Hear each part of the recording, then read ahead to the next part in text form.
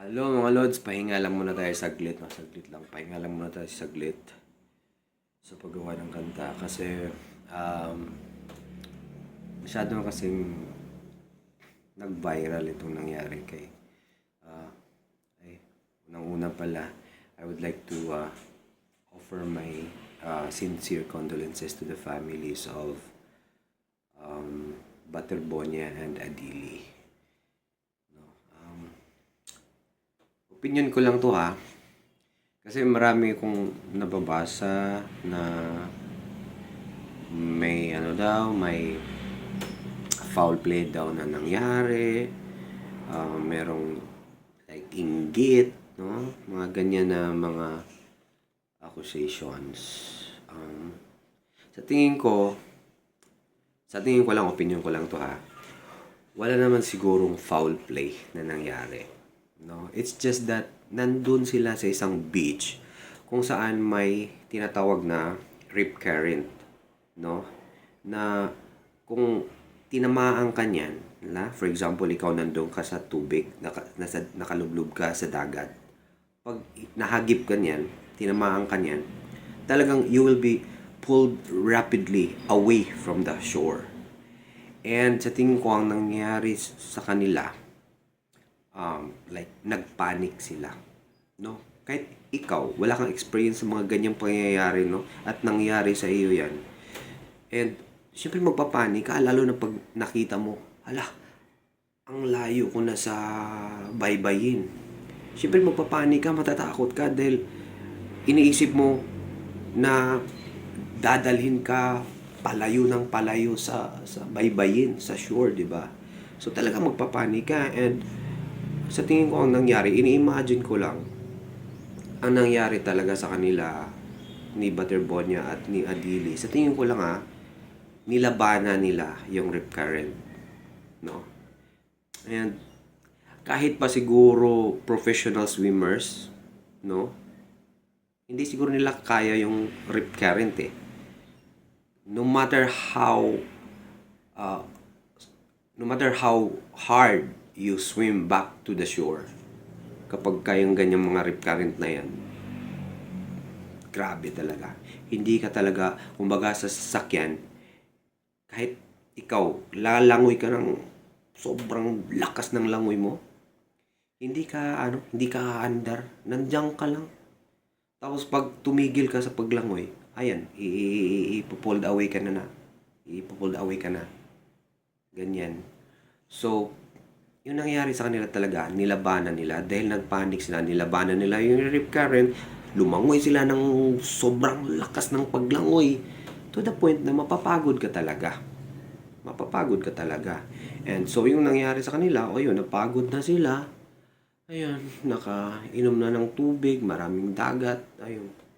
Hanggang sa nag-drown na sila, hanggang sa nalunod na sila.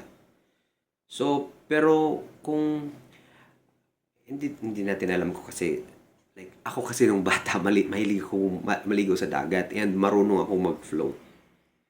No? So, siguro kung may idea lang sila nun na mag-float sa dagat, bahala na kung saan sila dadalhin ng current na yun. Mag-float lang sila, nakarelax ka lang kasi noon, hihiga ka sa dagat. No? Sa ibabaw ng dagat, hihiga kang ganyan. Nakahiga ka lang talaga. Relax ka niyan. Kung meron mang alon pa, kasi pag tinangay ka na niyan, palayo, di ba wala na masyadong alon dun sa malayo, di ba? Nandito lang yung makita mo yung alon, nandito sa malapit sa shore, di ba? So kung nandun ka na, dinala ka na sa malayo, nakaka-relax ka na nun doon. Hindi na masyadong malakas yung alon doon. So nakahiga ka, relax ka nun. Kasi naka-float ka. Naka-float kang ganyan. So, may possibility pa na masisave sila. Dahil, syempre, in a matter of like 10, 15, 20, 30 minutes, na hindi kayo makita yung mga kasamahan nyo, mga teammates nyo, mga coaching staff. Nasaan si Butterbonia? Nasaan si Adili? O syempre, wala silang makita, di ba? So, natawag na yun sila ng rescue, di ba? So, ando na yung mga boats or helicopter, ganyan. No? So, kahit nasa malayo na kayo, mahahanap pa rin kayo talaga. Mahahanap pa rin kayo. Dahil hindi yung titigil hanggat wala silang makikitang physical evidence na katawan ni Baterbonia at ni Adili, di ba? Alam nga naman sabihin, baka kinain na yun ng pating. Hindi naman.